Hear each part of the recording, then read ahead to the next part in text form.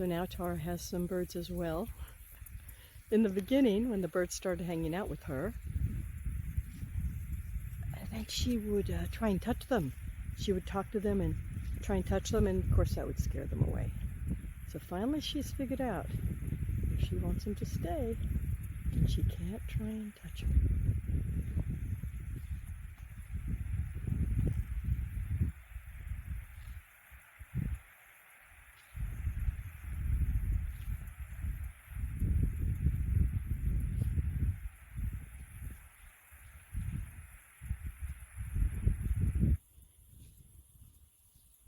So then Sammy comes around and scares them away.